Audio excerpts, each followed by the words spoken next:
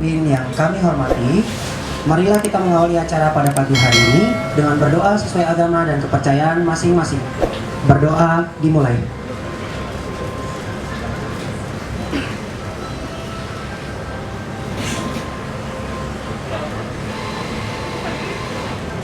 Berdoa selesai. Assalamualaikum warahmatullahi wabarakatuh. Om Swastiastu, Shalom, Namo Buddhaya, salam sejahtera untuk kita semua dan salam Budi Luhur. Selamat pagi hadirin. Yang terhormat Kepala Prodi Kriminologi Universitas Budi Luhur, Bapak Luki Nur Hadianto MSI. Yang terhormat kepada dosen-dosen Universitas Budi Luhur yang tidak dapat saya sebutkan satu persatu. Yang terhormat narasumber kami hari ini, Bapak Dr. Dervil Reza Alexander Antonius Watimena dan Bapak Amrizal Siagian S.Hum MSI serta tamu undangan dan rekan-rekan sekalian. Puji syukur kita panjatkan kehadiran Tuhan Yang Maha Esa atas berkat dan rahmat-Nya sehingga kita bisa berkumpul pada tempat ini tanpa terkurang suatu apapun. Kami ucapkan Selamat datang dalam acara Kriminologi Seminar Series Pekan Ilmiah Kriminologi dengan judul Revolusi Digital, Dinamika Manusia dan Potensi Kejahatan Cyber. Kepada Bapak Luki Nur Hadianto MSI, waktu dan tempat kami persilakan. Assalamualaikum warahmatullahi wabarakatuh. Om Swastiastu, Namo Buddhaya, salam kebajikan, salam Budi Luhur.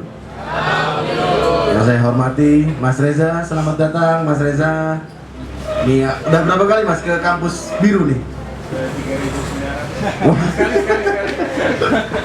Baru sekali ya, Bang Jazuli nggak pernah ngajak berarti ya. Mas Yayan, terima kasih, dan teman-teman dari Rumah Filsafat. Ada Mas Jazuli yang kita sudah diskusi 2 minggu lalu dan alhamdulillah acaranya bisa berlangsung hari ini dengan jumlah massa. Ini kita memang sengaja kurangin karena ada acara juga bentrok di auditorium dengan Erick Thohir. Jadi untuk kapasitas di sini kita batasin sampai 50 peserta, kurang lebih kayak begitu. Terus juga para dosen kriminologi dan narasumber kami, Bang Amrizal. Bang Amrizal lagi pergi. Salah satu pendiri dari Kriminologi Universitas Budi Luhur, ada Bu Sinta, dan tadi ada Bu Sinta juga ya.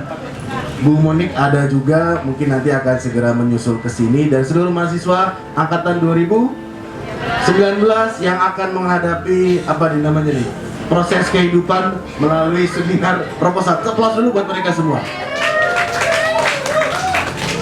Kenapa kita kasih aplaus? Karena nanti setelah acara ini Mas Reza izin sama Mas Yayan, mereka akan melakukan sidang proposal dan itu kurang lebih baru diinfokan belum lama 2 hari ke belakang. Kelihatan dari muka-mukanya sangat gembira ya, apalagi Alfi, ada Ratu, ada ya banyak teman-teman lainnya. Dan seluruh panitia yang saya banggakan juga, ada JJ di sini, ada Riwa, ada Angel, ada Audi, ada Caya dan lain-lainnya.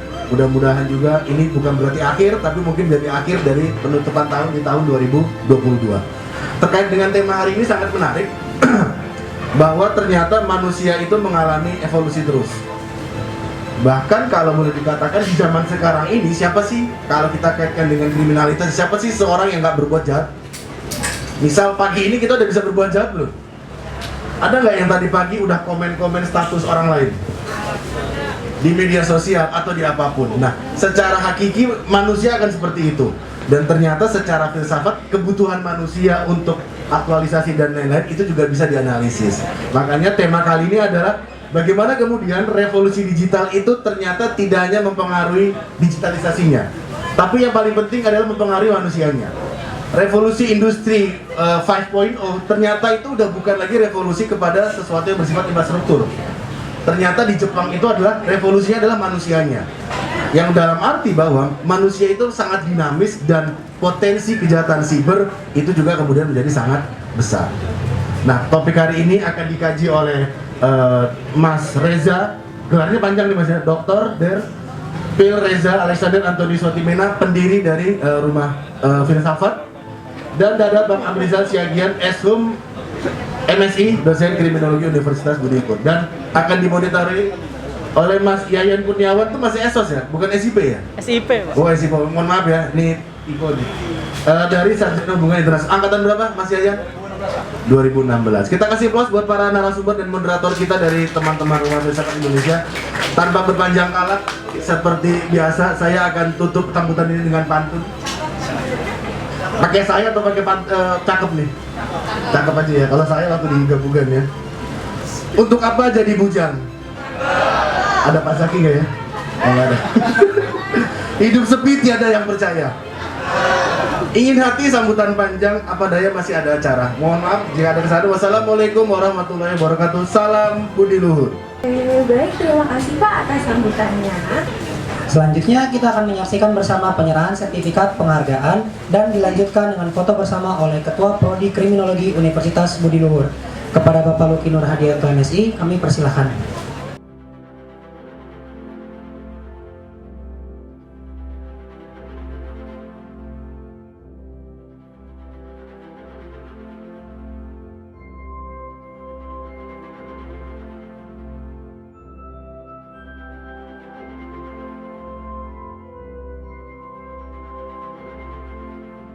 Assalamualaikum warahmatullahi wabarakatuh.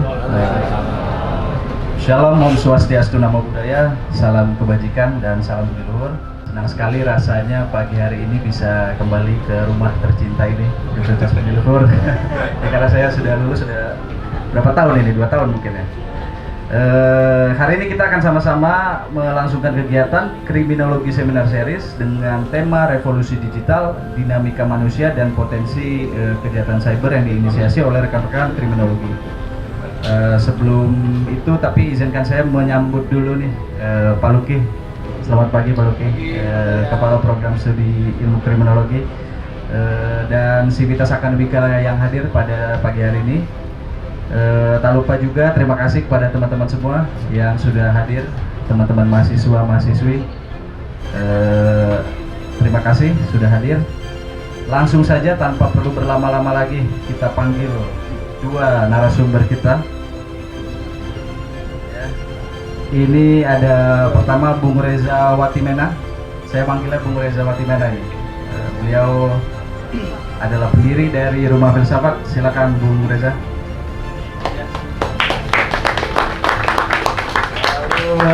Yang kedua ada Bapak Amrizal Siagian, SHUM MSI. Silakan Pak. Beliau pengajar di kriminologi dulu. Oke. Hari ini kita akan banyak membahas, mengupas manusia dan revolusi digital. Kalau kita bicara digitalisasi, kita bicara perkembangan teknologi, itu tidak bisa terlepas dari peran manusia itu sendiri, dari manusia sebagai user, sebagai penciptanya gitu. Kita di teman-teman yang di rumpun ilmu sosial nih, ilmu kriminolog, ilmu HI, ilmu filsafat itu sendiri udah tahu lah ya, udah sangat familiar dengan manusia sebagai objek dan subjek. Kita mempelajari manusia, perilaku-perilakunya, ya kan, perkembangan-perkembangannya. Nah, pada pagi hari ini kita akan bahas itu semua, bagaimana kemudian perkembangan ilmu pengetahuan, pengembangan teknologi yang di-develop oleh manusia telah membawa kita pada digitalisasi sekarang.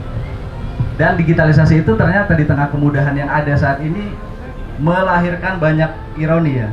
Kalau kata Bung Reza, apa Bung? Ironi yang lahir dari itu? Apa? Melahirkan ironi, ada ironi dari teknologi. Ambiguitas kalau kata Bung Reza. Kita mudah hidup sekarang kan, ada teknologi, tapi di tengah teknologi itu kita juga banyak yang kesepian, banyak yang depresi, banyak penyimpangan, nilai-nilai moral manusia, nilai-nilai kehidupan kita banyak mengalami pergeseran, sehingga kita banyak yang terjatuh dalam jurang kejahatan gitu, potensi-potensi kejahatan. Nah, langsung saja tanpa berlama-lama lagi, ini kita persilakan pembicara kita yang pertama, tapi sebelum itu saya minta izin dulu nih membacakan CV. Pembicara kita yang pertama ada Bapak Dr. Der Filosofi Reza Watimena. Beliau merupakan seorang peneliti di bidang filsafat politik, filsafat ilmu dan kebijaksanaan timur. Beliau ini adalah alumni Sekolah Tinggi Filsafat Driyarkara Jakarta yang kemudian memperoleh gelar Doktor Filsafat dari Hochschule für Philosophie München. Benar Bu? Pelafalan saya benar ya? Ya, beliau doktor di Jerman ya, di Universitas Filsafat Munich ya pada itu ya. Dan beliau ini juga banyak aktif menulis di blognya, bisa teman-teman lihat di www.rumahfilsafat.com. Beliau juga banyak menulis buku, salah satu yang populer nih, buku Urban Zen ini juga salah satu yang populer, banyak masyarakat yang menggemari buku ini. Beliau founder Rumah Filsafat.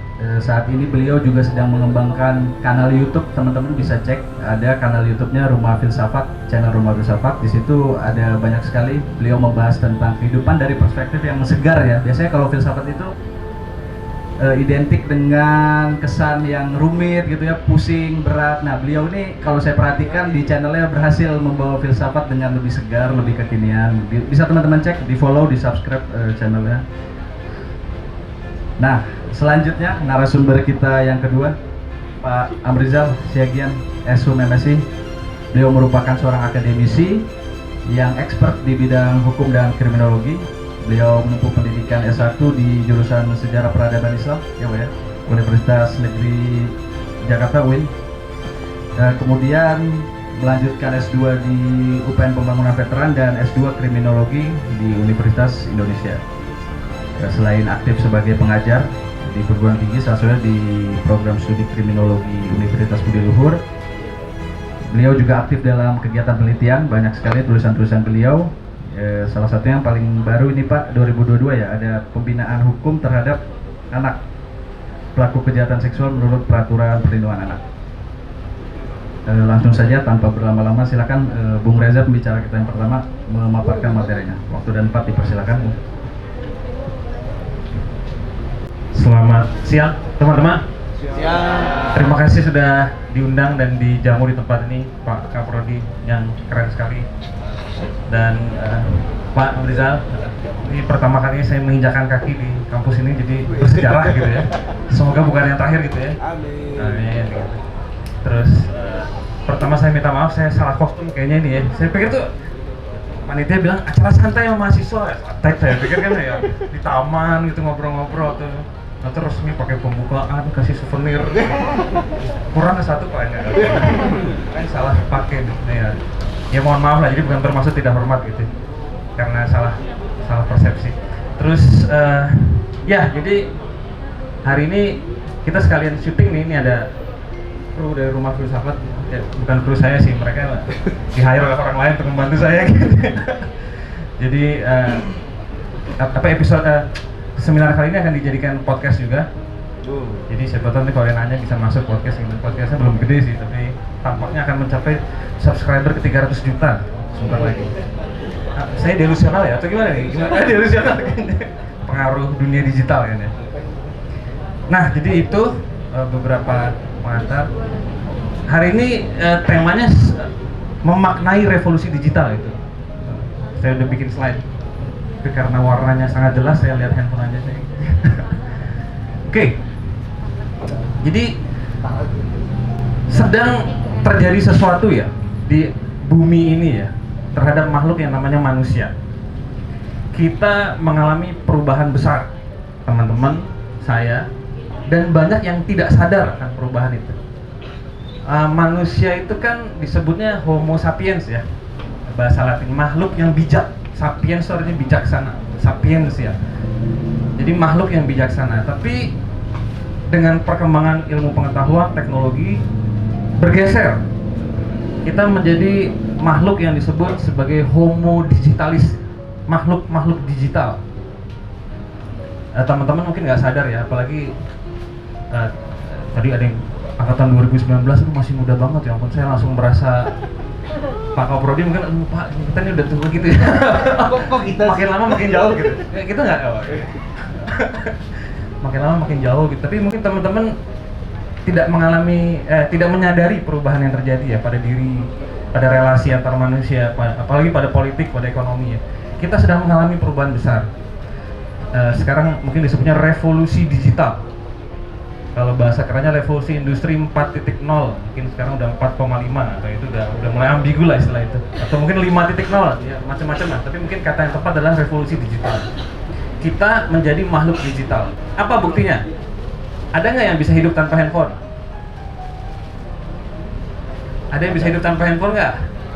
Nggak ada. Ada yang bisa hidup tanpa sosial media? Ada yang bisa hidup tanpa wifi? wifi apa wifi sih? Lebih penting udara atau wifi ya? Yo. Yakin.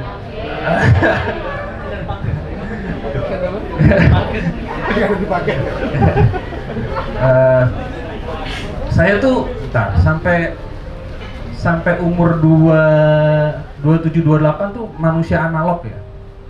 Ya, mungkin Pak Amrizal kita dulu main layangan, main bigot gitu ya. Kalau pacaran jarak tuh tulis surat gitu ya. Dear Santi, aku di sini merindukanmu. Nyampenya seminggu depan gitu ya. Dibalesnya minggu depannya lagi gitu. Nggak kebayang kayak sekarang ini ya. WhatsApp-WhatsAppan, detik-detik video call itu sama sekali nggak kebayang. Kita nih generasi analog yang kemudian mengalami perubahan menjadi manusia digital. Sekarang saya juga nggak bisa, saya handphone ketinggalan panik. Belum isi pulsa panik. Padahal kayak dulu gue 27-28 tahun tuh hidup ada internet sehat-sehat aja. Dulu tuh saya ingat skripsi saya tuh pakai mesin tik gitu.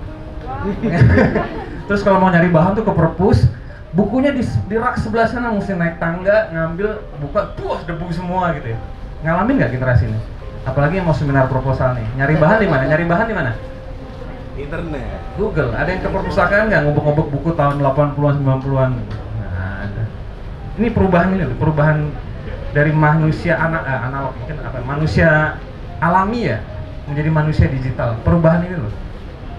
Sekarang tidak bisa hidup tanpa sosial media, tidak bisa hidup tanpa posting atau apa stories atau di TikTok atau shorts ya, shorts pendek-pendek gitu.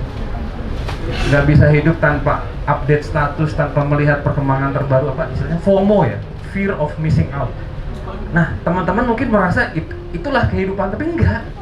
Selama jutaan tahun evolusi manusia, kita tuh nggak ada internet ya, percaya nggak percaya.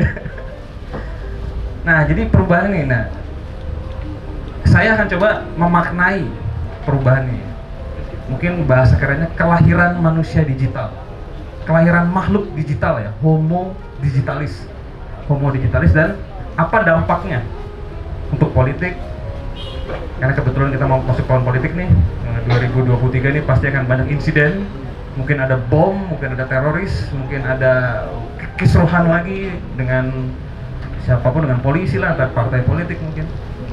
Kita akan juga ngomong dampak dari perubahan ini pada ekonomi, juga untuk hal-hal kecil ya, pada relasi antar manusia, soal cinta, soal konsep diri ya, identitas, macam-macam. Jadi saya akan lebih kayak pendekatan fenomenologis ya, deskriptif apa adanya, apa yang terjadi pada manusia ini di era digital. Oke, jadi kira-kira itu yang saya akan bahas yang hari ini. Lanjut. Nah, apa itu dunia digital? Kan kita tadi sebut ada revolusi digital ya. Apa itu dunia digital? Dunia digital adalah dunia angka.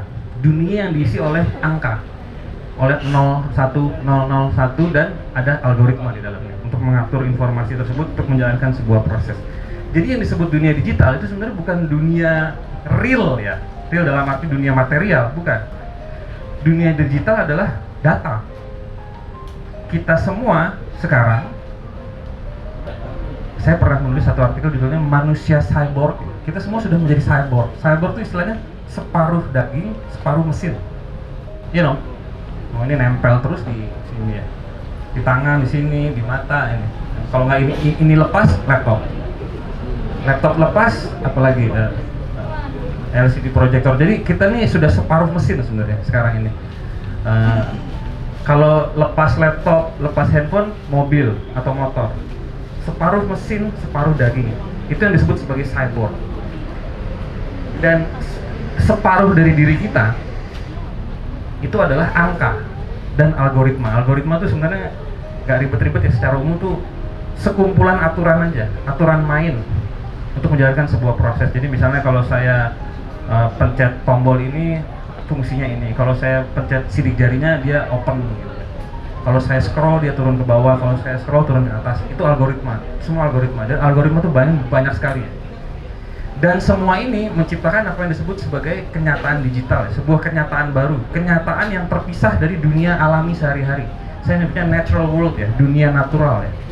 Dunia natural itu apa? Ya ini, kursi, ada Yayan, ada Pak Amrizal, ada Mas Luki, ada Mazul itu yang pakai masker terus karena dia belum cukur kayaknya pagi ini. Ini adalah dunia alami, dunia panca indera. Tapi dunia ini sekarang menjadi minoritas ya. Sekarang orang lebih banyak bermukim di dunia digital. Saya nyebutnya rumah digital. Nah ini adalah fakta. Nah teman-teman mungkin yang lahir tadi, ya ini lahir tahun 98 ya, ya masih muda banget ya. Buat teman-teman mungkin ini udah tua juga ya, belum tahu saya lahir tahun berapa kan gitu. Nah buat Yayan, buat teman-teman di sini mungkin itu hal biasa ya. Saya lahir itu sudah dunia digital, itu yang disebut digital native ya. Orang-orang yang memang kampung halamannya adalah dunia digital. Dari bayi itu udah kenal Facebook. Dari bayi udah kenal Facebook tuh yang paling klasik ya. Lalu ada apa? Friendster mah zamannya cari pacar dulu di Friendster. Atau MIRC kalau bilang gitu. ASL please ya gitu. Nah, itu bercandaan generasi sebelumnya. Tapi ini adalah sesuatu yang baru sebenarnya buat peradaban manusia ya, kehadiran dunia digital ini. Dan ini merangsek begitu cepat ya. Mengubah cara berpikir kita, cara hidup kita, cara kita mencari pacar. Sekarang cari pacar di mana? Di mana? Micet mah bukan cari pacar, Tom. Itu cari yang lain. Kemarin ada kasus tuh di Bali tuh orang dibunuh sampai polisi. Itu pas saya lagi di Bali juga tuh buat KTT G20 kan. Gila, micet tuh berbahaya juga ya. Bisa jadi kill chat itu micet. Ya sekarang orang cari pacar di Tinder, dating apps lah ya, macam-macam tuh. Ketemu di kafe gitu. Zaman saya nyari pacar, itu kita nongkrong di kantin, lihat-lihatin, itu cakep juga tuh. Gimana cara deketinnya ya gitu. Ngapel ke rumahnya, beli sate gitu. Jadi perubahan semacam itu ya, cari jodoh, dan itu lumayan berhasil loh. Banyak orang menikah dan berkeluarga dari Tinder terutama yang klasik ya. Tinder tuh klasik loh sekarang. Udah banyak yang lebih advance sekarang. Makanya perubahannya begitu cepat ya. Terus apalagi perubahan arti keluarga. Keluarga tuh dulu ya makan bareng, jalan-jalan bareng. Sekarang enggak, makan bareng tapi yang satu chatting sama siapa, satu chatting sama siapa. Nah jadi konsep keluarga juga berubah. Maka seluruh kehidupan pun mengalami perubahan. Nah saya ingin mengajak teman-teman menyadari ini ya, memahami, dan kira-kira apa yang bisa dilakukan lah supaya nggak bingung lah di dalam dunia digital ini. Bingung, stres, depresi, lalu bunuh diri gitu kan ya. Nanti heboh. Oke, lanjut. Wih, ini lagi merenung soal dunia digital nih kayaknya. Nah ini dari film Matrix ya saya ambil ya. Dunia digital itu seperti ini. Dia bukan dunia real ya. Dia bukan dunia natural ya. Dia ciptaan manusia yang kini menjajah manusia dalam arti itu ya. Kita dijajah oleh apa yang kita ciptakan. Itu pola manusia ya. Kita menciptakan sesuatu, teknologi atau produk peradaban, dan produk peradaban itu akhirnya menguasai kita. Itu salah satu paradoks menjadi manusia memang. Nah, lanjut. Nah, kita ngomong sejarah sekarang. Apa sih sejarahnya revolusi digital ini? Jadi kita biar bisa paham konteksnya. Jadi di dalam perkembangan ilmu pengetahuan dan teknologi itu ada yang disebut sebagai revolusi industri yang mengubah seluruh wajah dunia ya. Jadi ada 4. Ini kayak saya ngomong secara garis besar aja supaya teman-teman punya gambaran. Yang pertama adalah revolusi industri pertama, itu ditemukannya mesin uap di Inggris ya. Mesin uap yang memungkinkan transportasi jadi cepat dan murah, efektif, efisien, murah. Makanya kapal-kapal tempur Inggris tuh menguasai seluruh dunia ya, tahun 1800, 1700, 1800-an. British rules the waves, istilahnya. Orang-orang Inggris menguasai ombak lautan. Saking canggihnya kapal mereka. Kita kapalnya masih pakai kapal layar gede-gede gitu, mereka pakai mesin uap. Lebih cepat, lebih kuat juga, persenjataan lebih lengkap. Itu yang membuat Inggris akhirnya menguasai dunia pada masa itu, mengalahkan Belanda dan mengalahkan Spanyol. Lalu revolusi industri kedua adalah revolusi proses produksi di Ford. Ford itu mobil. Di Indonesia udah nggak laku soalnya kalah saingan sama yang lain, tapi di Amerika tuh merek besar ya, brand besar. Nah, revolusi industri Ford itu ya bagaimana membuat proses produksi menjadi semakin efisien, efektif, dan murah, sehingga barang tuh bisa dijual massal gitu, dengan sangat murah, dengan sangat cepat, efisien, produksi massal, dan akhirnya mengubah seluruh makna bekerja. Kalau zaman dulu bekerja itu saya membuat sesuatu dan barang itu saya jual, saya dapat untung. Itu model bekerja klasik ya. Seniman atau UMKM itu biasanya kan mereka saya masak, masakan saya jual, saya dapat untung. Nah, kalau proses revolusi produksi Ford, saya membuat sesuatu tapi tidak seluruh barang, hanya satu bagian. Misalnya mobil, saya hanya membuat bannya, Yayan membuat kacanya, Pak Amrizal mungkin membuat mesinnya. Jadi saya tidak melihat produk saya buat ban, terus kaca, terus mesin, terus akhirnya barangnya jadi dijual. Dan seluruh proses produksi pun berubah, dan seluruh cara hidup manusia pun berubah. Jadi kalau kita perhatikan dalam sejarah ya, hidup manusia itu berubah ketika teknologi berubah. Ketika ilmu pengetahuan teknologi berkembang, lompat, hidup manusia berubah. Yang kayak kita alamin sekarang ini ya, revolusi digital, dan ini makin cepat sekarang. Perubahan. Dan semakin lama semakin virtual. Hidup manusia semakin lama semakin tercabut dari dunia nyata dan masuk ke dalam dunia mimpi, saya sebutnya, dunia angka tadi. Dan di sini ada bahaya yang sangat besar. Nanti kita akan bahas. Revolusi industri ketiga adalah ditemukannya komputer pribadi, personal computer. Salah satu jagoannya adalah Steve Jobs ya, dengan Macintosh, Apple yang generasi tahun 80-an yang pertama. Itu pertama kalinya komputer masuk ke dalam rumah. Sebelumnya komputer itu digunakan oleh pemerintah untuk data intelijen, untuk teropong bintang segala macam, untuk mengolah data besar. Tapi Jobs punya visi bagaimana supaya mesin data processing ini ya, itu bisa masuk ke rumah. 5 menit bisa lama tuh, gila. 5 menit itu maksudnya apa? Nggak cukup, butuh 3 harian nih kayaknya gitu. Dan yang terakhir ada revolusi digital yang kita alami sekarang ini. Ayo lanjut. Nah, tadi saya udah bilang, salah satu cirinya adalah kita menjadi mesin, separuh daging, cyborg. Cara hidup berubah dan akhirnya dunia digital pun menjadi dunia keseharian. Dan sekarang ada penyakit, ada semacam dalam tanda kutip ya, penyakit pikiran, di mana orang itu kecanduan pada dunia digital, pada internet, pada sosial media, sehingga dia, aku tidak bisa hidup tanpa benda ini. Itu ciri orang kecanduan. Ya lanjut. Nah ini contohnya, dimanapun saya berada, dialah yang kupegang gitu kan. Pacar, istri, suami nggak dipegang gitu ya. Yang dipegang ini terus ini. Makan pegang ini, ke WC pegang ini, jalan-jalan pegang, nyebrang jalan pegang handphone. Jagoan nggak sih, saking percaya kepada Tuhan gitu kan, Tuhan akan menjaga dia gitu. Lanjut. Nah konsep diri pun juga berubah ya. Nggak kelihatannya. Ada diri asli, diri saya di dunia natural, ada diri digital, diri di dalam sosial media, avatar disebutnya. Yang saya bisa mencitrakan diri saya, wah saya ini orangnya begini loh, yang sama sekali berbeda dengan dunia nyata. Jadi ada 2 person dalam hidup setiap orang, minimal loh ya. Karena di Facebook beda, di Instagram beda, di TikTok beda, yang asli juga beda lagi. Pertanyaannya yang mana yang asli? Nah, ayo. Lanjut. Ini contohnya nih. Facebook version of you, wah dia pemain gitar, jago, yang realistik dia makan sambil minum bir doang sehari-hari. Jadi banyak pencitraan semacam ini. Pertanyaannya yang mana yang asli kan? Orang bisa bilang yang asli adalah yang pegang gitar. Yang ini tidak asli ya. Ini baru Facebook loh, belum yang di Instagram, belum yang di YouTube ya, belum yang di Twitter, belum yang di TikTok. Nah, sekarang ada macam-macam banget. Dan pencitraannya beda-beda, bukan pencitraan apa? Konsep dirinya beda-beda. Lalu konsep keluarga, lanjut lagi. Keluarga digital. Sekarang saya punya satu orang sahabat ya, waktu saya di Jerman namanya Max.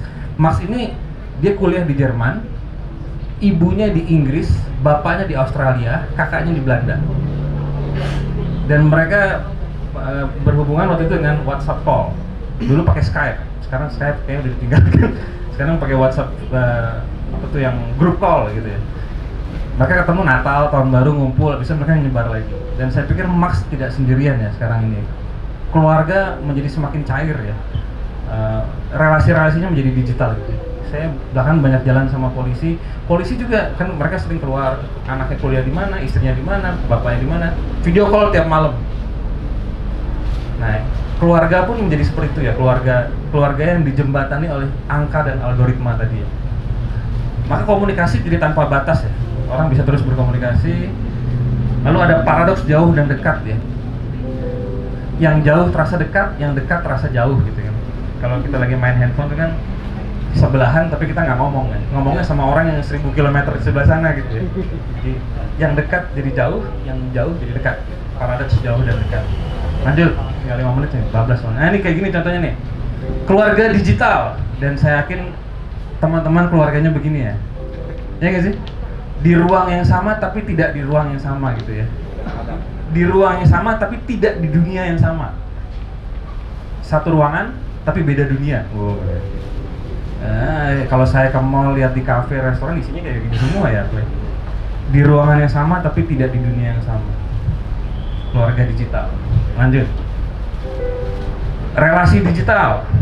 Itu pun juga ini terkait dengan tadi yang saya ngomong ya, cari pacar sekarang modelnya semua swipe gitu. Nggak ada yang di kampus ada yang cakep tuh, siapa temennya kenalin dong, kita kenalin lagi, zaman dulu lah gitu.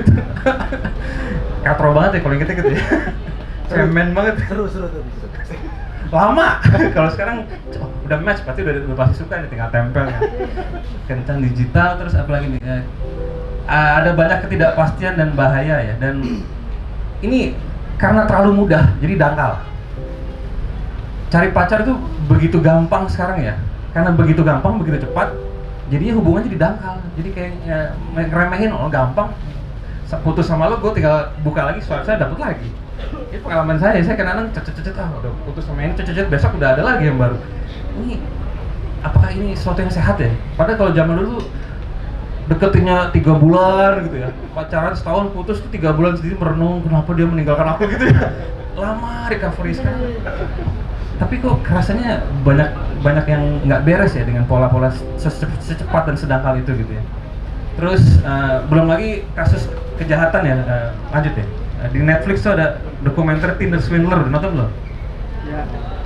Lo harus nonton nih, apalagi para kriminolog ini kan, ini kejahatan dengan menggunakan dating apps, aplikasi pencari jodoh ya, Tinder Swindler. Jadi ditipu, dipermainkan, diperas uangnya dengan berbagai cara gitu ya.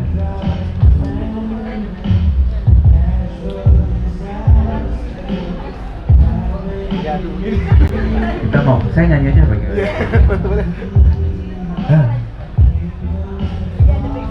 Lalu lanjut.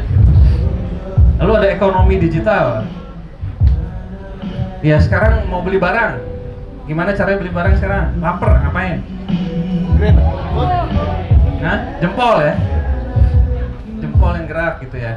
Mau beli celana, jempol. Jadi semuanya jempol ya, jempol yang bergerak. Jempol kiri, jempol malam-malam lapar, larinya kemana? Jempol ya. Set Gojek apa GoFood segala macam. Jadi kemudahan konsumsi menghasilkan manusia yang malas dan lemah ya. Dulu saya kalau mau belanja malam-malam lapar tuh saya harus jalan ke depan, nyebrang gang, masuk ke ini nungguin nasi goreng, ngobrol sama abangnya, sama orang-orang yang beli. Sekarang nggak perlu, bayar sedikit udah bisa diatur langsung depan rumah. Menghasilkan manusia-manusia yang malas dan lemah, mau serba cepat gitu ya, mau klik dapat. Begitu nggak didapat langsung butuh healing gitu kan, langsung galau. Jadi muncul industri baru, industri healing sebenarnya, yang dibutuhkan oleh manusia-manusia yang rapuh tadi ya. Belum ada disrupsi ekonomi ya, dengan hadirnya e-commerce itu ya, toko-toko belanja digital itu mengubah seluruh proses produksi dan konsumsi dan distribusi ya. Muncul disrupsi ya, banyak yang bangkrut juga, banyak yang tumbuh juga gitu. Lalu terjadi monopoli. Lalu terakhir politik digital. Nah ini yang mungkin yang paling berat ya. Begitu banyak informasi tersebar di dalam dunia digital, dan kita masih belum bisa sebagai pribadi ya, banyak orang, ini bukan hanya Indonesia ya, banyak orang belum bisa membedakan yang mana informasi yang benar dan mana informasi yang belum diverifikasi atau yang memang bohong, hoax, atau dia memang benar-benar salah.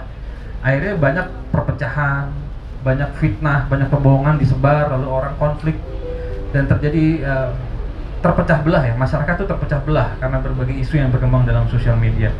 Lalu gejala klasik ya, politik adu domba ya. Sebuah bangsa itu hancur kalau dia belah di dalam dirinya sendiri ya. Itu sejarah semua kerajaan, kekaisaran besar hancur bukan karena diserang dari luar, tapi karena mereka perang di dalamnya. Ini terjadi tahun 2019. 2005 sudah berakhir berarti ya? Asumsinya sih udah gini nih tampang-tampangnya nih.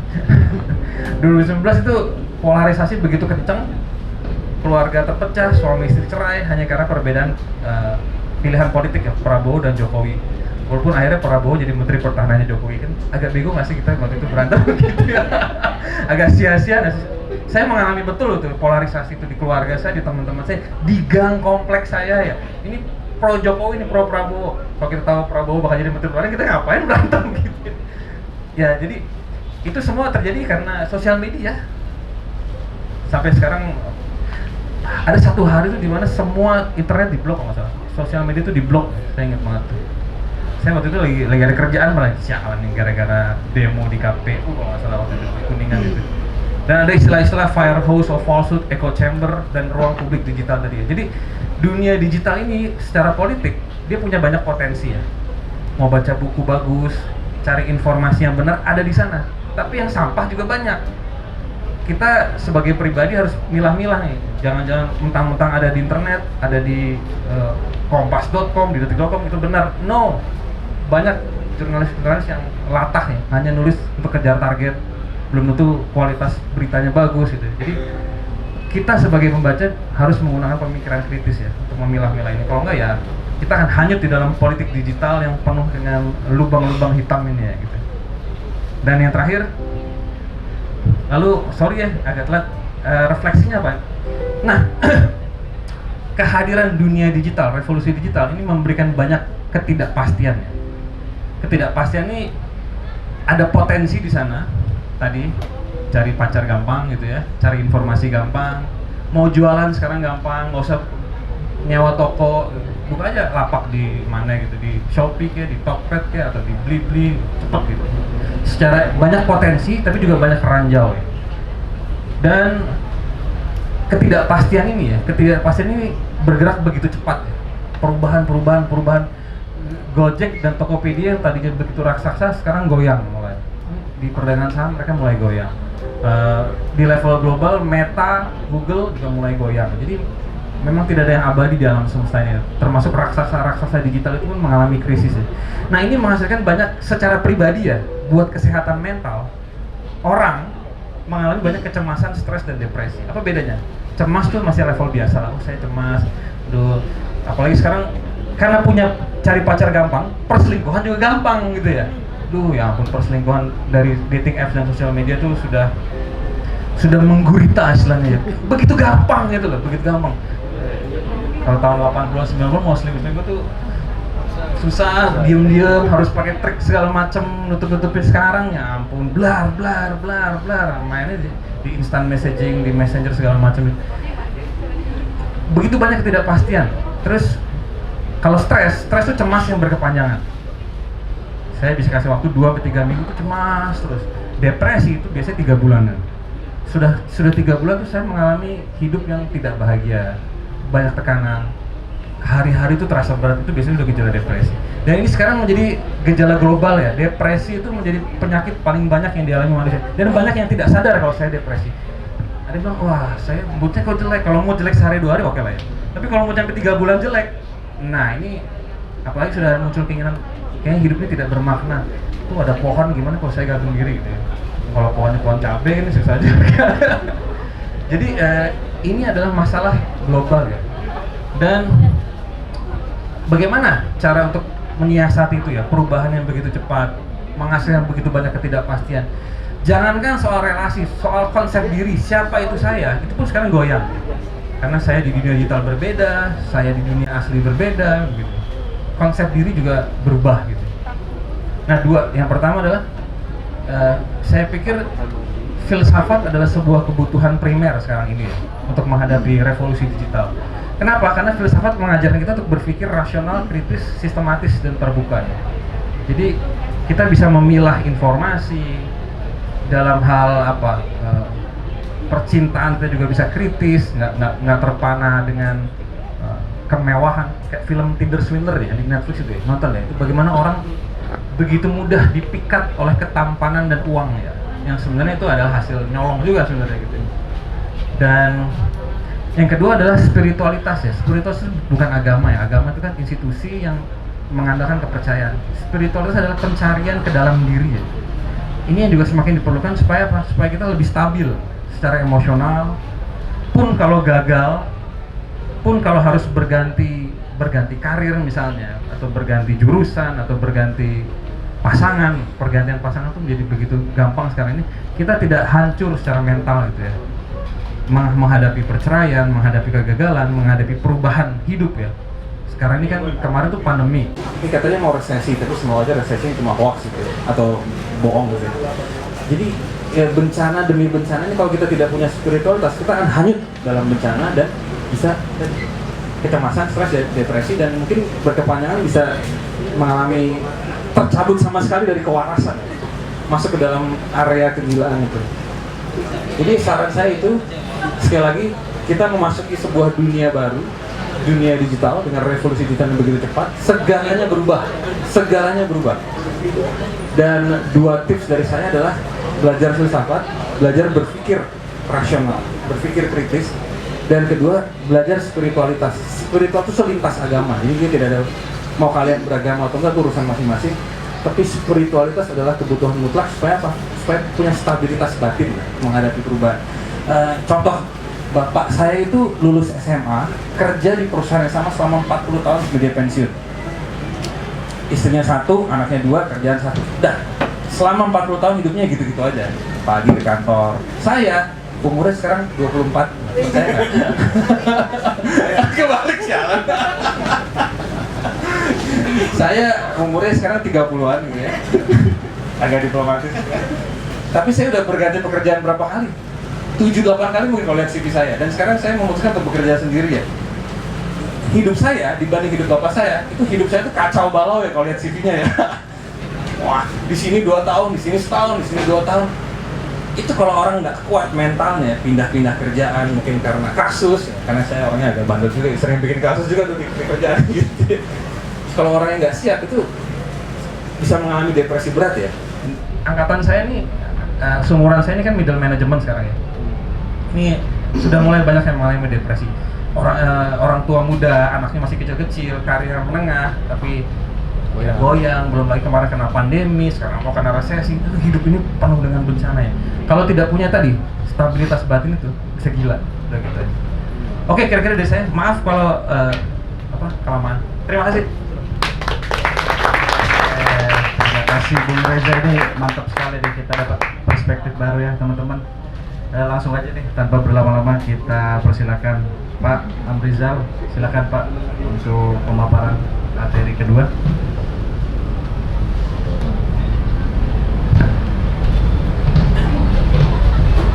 Baik, Assalamualaikum warahmatullahi wabarakatuh. Selamat siang dan salam sejahtera buat kita semua. Luar biasa tadi Mas Reza menyampaikan tentang manusia dan digital ya. Nah, tentu saja itu menambah wawasan kita. Nah, saya akan melihat dari perspektif, kalaupun dibilang berbeda ya berbeda dikit aja. Kenapa? Karena kedua-duanya ingin kita untuk berfilsafat dan berpikir rasional.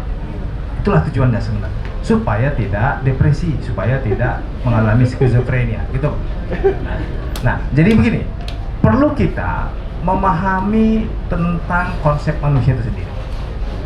Kita ini manusia adalah makhluk yang terlemah mungkin di dunia ini dibandingkan makhluk lain. Macan misalnya, macan itu larinya kencang, kemudian menakutkan, dan dia juga bisa memakan yang sifatnya makanan dia.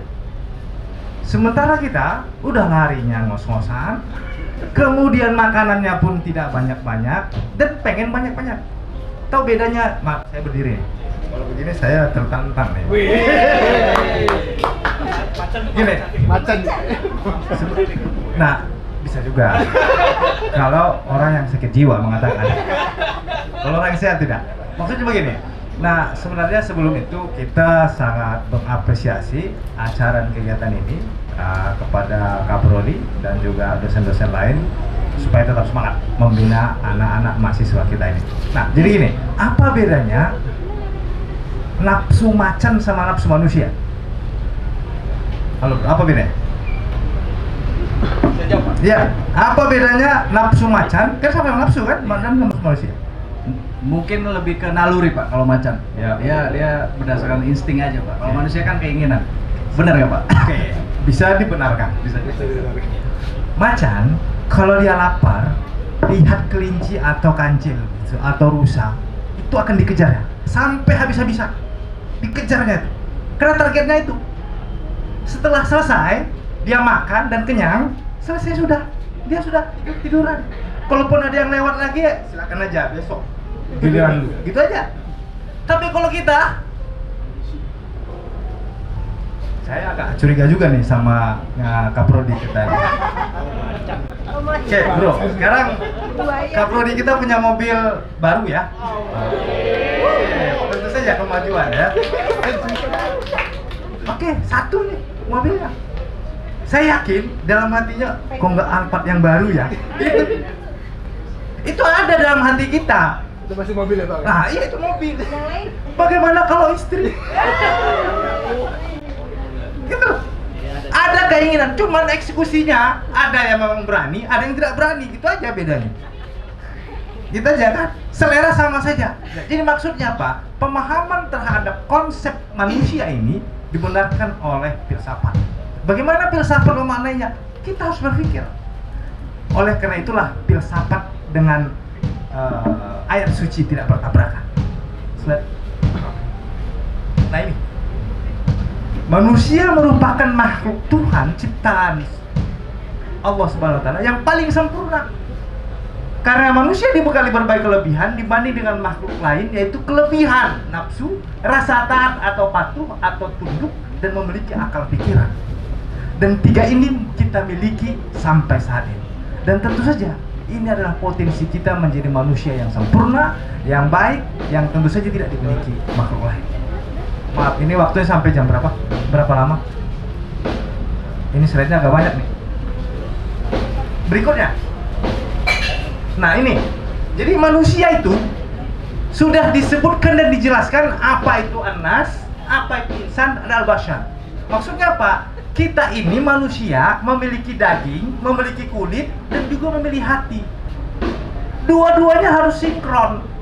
Sinkronnya apa? Seperti lagu Indonesia Raya yang kita sebutkan tadi. Bangunlah jiwanya, bangunlah badannya. Jangan casing doang ya. Ya ini bajunya cakep, kendaraannya bagus, tapi error. Apa artinya? Kayak gue pas nih. Suka lihat cewek yang cakep gak sih? Atau cowok yang ganteng? Yang cowok atau cewek yang sukanya? Masalahnya kan sekarang banyak udah seleranya itu udah beda-beda ini Pak Bang Reza ya. Selera itu udah agak-agak ya itu depresi tadi ya kan. Nah, jadi kalau gue pas pengen cewek yang cakep, kira-kira yang Anda ambil apa kira-kira dari situ poinnya? Yang ingin Anda ambil dari cewek yang cakep itu apa? Akalnya kah? Atau tubuhnya? Oke, cakep, tapi kalau dia gila mau? Nggak mau. Jadi kita itu memiliki akal, dan akal itulah yang membedakan kita dari makhluk lainnya. Dan kitab suci sudah menjelaskan itu, gitu, supaya kita tidak depresi. Ayo, selanjutnya. Lanjut. Nah ini, manusia dalam filsafat. Jadi sebenarnya dengan filsafat manusia itu memiliki upaya dengan akal budinya untuk memahami, mendalami dan menyelami secara radikal, gitu, dan sistematik mengenai ketuhanan. Jadi kita itu harus memiliki yang disebut dengan mengerja tadi spiritual. Bagaimana Anda mewujudkannya, itu Anda yang mendapatkan sendiri. Jadi jangan lepas begitu, jangan Anda semuanya Anda dapatkan, Anda padakan, Anda sempurnakan hanya di dalam satu alat HP misalnya. Karena HP ini membuat kita gila juga ya. Di mana-mana kita suka bercermin sendiri. Contoh misalnya, di kamar sendiri, di luar sendiri, sama teman juga sendiri. Padahal HP yang menjadi acuan kita. Kenapa tidak ngobrol gitu? Ya memang betul, kalau memang kita tidak ada HP rasanya hidup ini hampa ya. Terbatasi semuanya. Padahal dengan HP, semalam saya ikut kegiatan acara kesehatan. Dia bilang HP ini membuat kita stres. Tapi tanpa HP, gimana kira-kira? Coba, kita punya tagihan. Saya Pak baru masuk tadi, Pak jangan lupa bayar ya.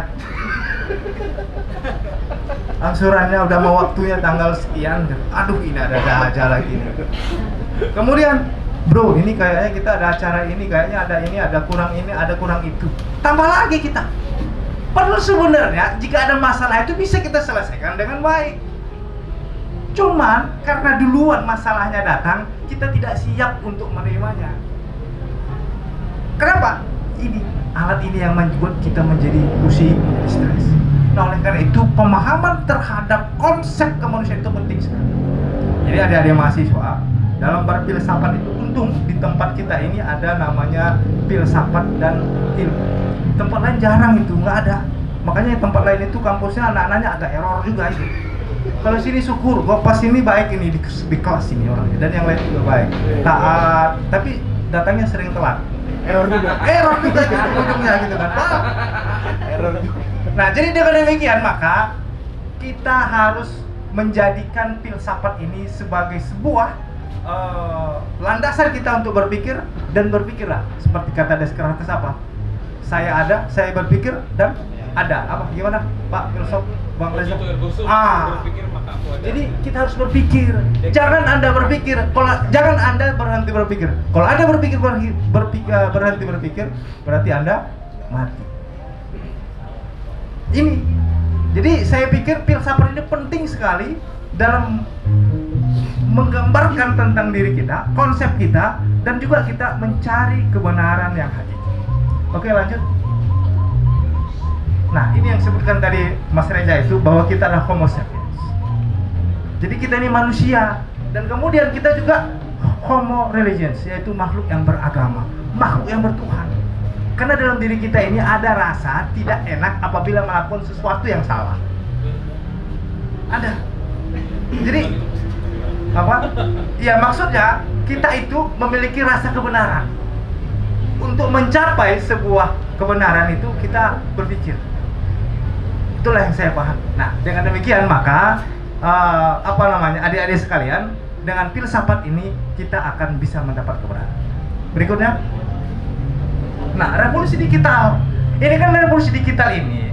Teknologi saat ini yang disampaikan Bro Reza tadi adalah hasil kreasi kita.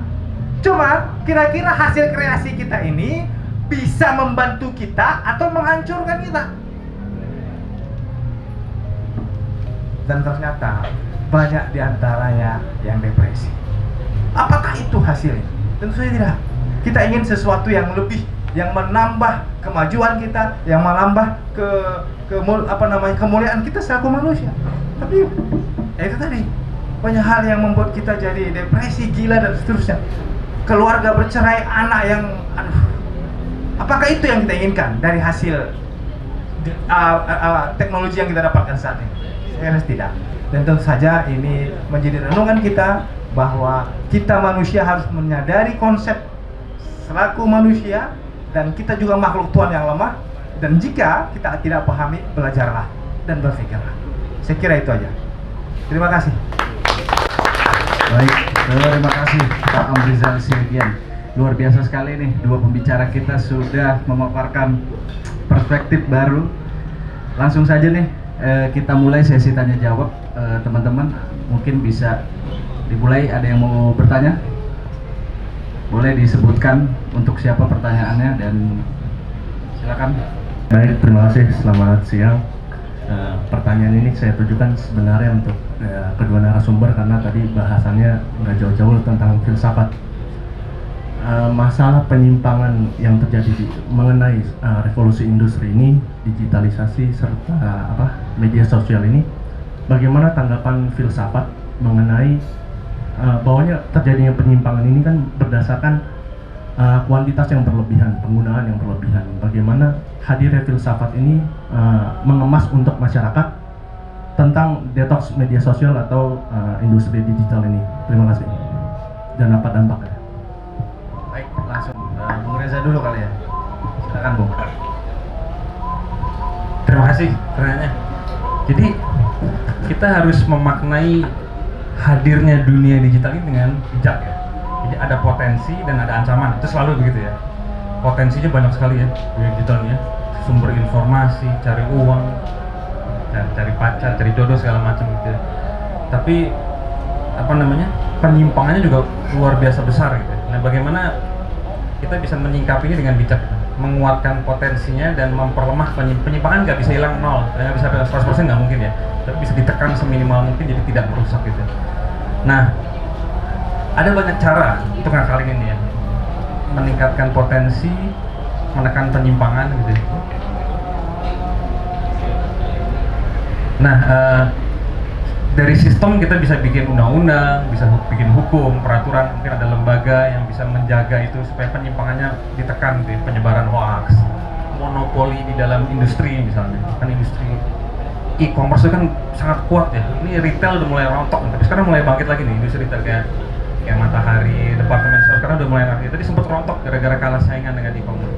Jadi bisa dibikin sistem hukum atau politik atau undang-undang gitu, untuk melindungi supaya tidak terjadi penyimpangan. Tapi di level yang lebih personal memang filsafat itu yang paling penting menurut saya, karena itu ada di dalam pikiran dan di dalam hati dan di dalam nurani kita semua. Kalau sistem itu kan di luar ya, sistem itu kan undang-undang, peraturan juga sangat tergantung orang yang menegakkannya ya polisinya atau pemerintahnya. Kalau mutu mereka juga rendah ya kacau gitu. Nah, apa peran filsafat menghadapi tadi semua itu? Meningkatkan potensi dan mengurangi penyimpangan. Kita menjadi manusia yang sadar. Pertama, kita sadarkan keadaan. Saya hidup di dunia digital. Saya adalah makhluk digital. Lalu, apa potensi yang bisa saya ambil? Apa penyimpangan yang bisa saya hindari? Misalnya, yang paling gampang lah, mencari pacar. Ada potensinya apa? Micat itu kan penyimpangan nih. Penyimpangan sih kalau micat itu. Ya, diatur masing-masing lah, tergantung pertimbangan pribadi masing-masing kalau saya. Nah, tapi minimal ketika saya membuat keputusan apa yang akan saya lakukan dengan segala fasilitas digital itu, saya sadar. Bukan karena impulsif itu ya ikut-ikutan. Lagi rame nih, teman-teman lagi rame isu ini, saya ikut-ikutan, ngompor-ngomporin kayak kambing kejar-kejaran itu, kambing dicucuk hidung gitu loh ya. Tapi saya sadar, oh kalau saya berbuat ini, konsekuensi ini, kalau siap dengan konsekuensinya, ambil. Jadi misalnya saya ingin menyebarkan informasi di sosial media dan informasi ini kontroversial, tapi saya sadar konsekuensinya, ambil gitu ya. Kayak saya kan penulis ya, saya tuh udah berkali-kali diserang lah dari berbagai penjuru dunia gitu ya tentang artikel-artikel, tapi saya sadar konsekuensinya, ya udah saya ambil. Konsekuensinya muncul ya saya tanggung, saya hadapi aja gitu. Nah, yang penting ada keputusan sadar di dalam dunia digital ini.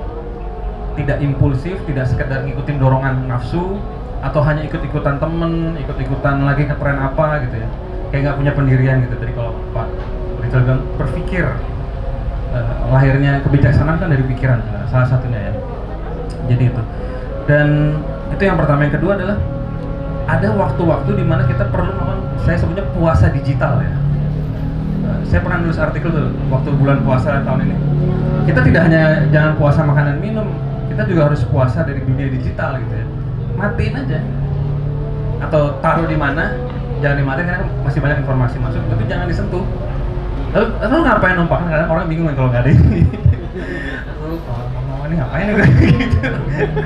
Padahal saya 27-28 tahun nggak ada ginian dan apa aja. Ya itu memang harus dilatih. Detox digital salah satu caranya adalah berpuasa digital. Teknisnya bagaimana? Kalau saya jam 9 ke atas saya matiin handphone. Ini kan suka ngontak jam setengah 10 malam nih, manajer mana sahabat nih. Balasnya besok gitu. Jadi udah matiin, terus saya ngapain? Saya baca buku. Saya meditasi kan, saya yoga, saya main sama ponakan saya tinggal di sebelah. Jadi saya melakukan sesuatu di dunia alami ya. Atau saya nyapu karena pagi belum sempat nyapu gitu, karena pagi-pagi harus kesini misalnya gitu. Ya apapun lah, saya melakukan sesuatu di dalam dunia alami, natural world. Dan itu mengurangi juga efek depresi, karena kalau ini memang ini sudah ke neurologi ya. Kalau kita terlalu banyak screen time ya, ini akan bikin penat ya. Dan itu menyumbang pada kecemasan, stres dan depresi. Jadi lebih rapuh pribadi. Sendiri seharian. Ya bayangin mata udah pasti minusnya nambah, otak capek, dan seperti terkungkung gitu loh, sempit gitu kan. Nah makanya jam 9 ke atas weekend hari Minggu biasanya, hari Minggu tuh saya taruh di mana gitu lah, besok saya nyiram tanaman, nyuci motor gitu lah. Nah, apapun lah di dunia natural, di dunia alami gitu.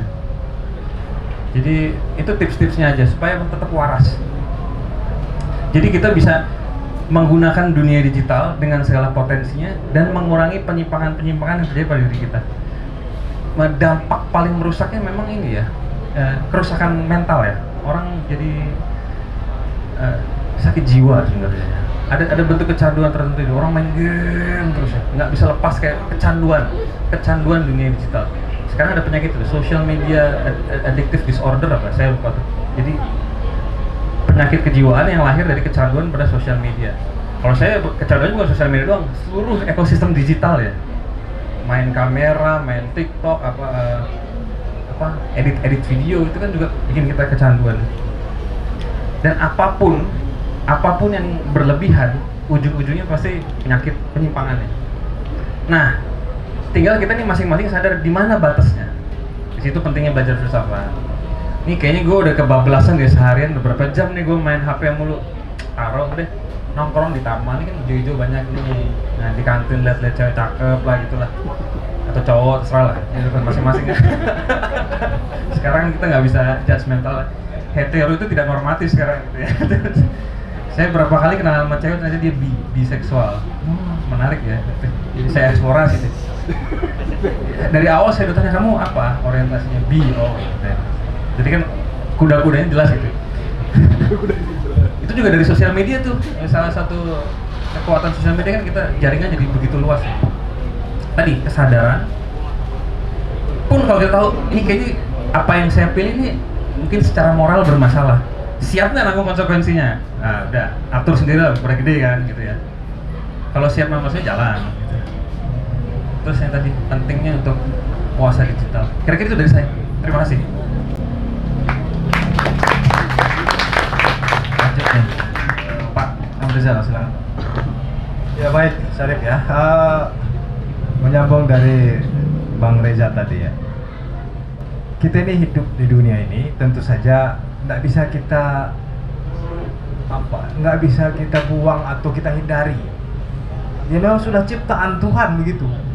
Maksudnya ya ketika kita ada yang baik, ada yang buruk. Seperti pisau saja, pisau. Ada yang tajamnya, ada yang tidak tajamnya. Nah, kita harus berdamai. Nggak mungkin orang yang jahat, yang tidak baik di samping kita mau kita perangi, nggak mungkin begitu. Kita yang salah. Terus bagaimana ya? Kita bersahabat. Ya, kalau bahasa langitnya gitu. Ya setan itu sudah ada. Masa mau kita buang dia? Bahkan dia duluan loh tercipta dari kita. Nah, jadi dengan demikian persoalan belakangan ini, akhir ini terkait dengan teknologi, media dan seterusnya, itu adalah sesuatu yang sudah alami datangnya dan kita tidak bisa membuang begitu saja. Kita yang mendamaikan diri lah. Dengan demikian, filsafat tadi mengajarkan kita rasa kebijaksanaan dan kecintaan. Nah, kalau memang Anda tidak mau rusak atau menganggap itu rusak, ya sudah, Anda batasi diri Anda. Kalau Anda tidak suka dengan tetangga Anda jangan lempar kotoran ke rumah dia, gitu. Ya kalau memang tidak sanggup berbicara, Anda diam aja. Tapi kalau bisa berdamai, kenapa? Banjirnya besok sama-sama merasakan kita. Banjir, nggak milih-milih orang yang taat sama orang yang maksiat, sama banjir itu tetap lewat. Gunung gempa kemarin yang di Cianjur itu sama-sama. Yang kemarin sholat, yang kemarin kebaktian, yang kemarin lagi ke Kelabing, sama-sama hancur. Jadi maksudnya apa? Kita tetap selagi di dunia ini, selagi kita hidup, kita harus berdamai.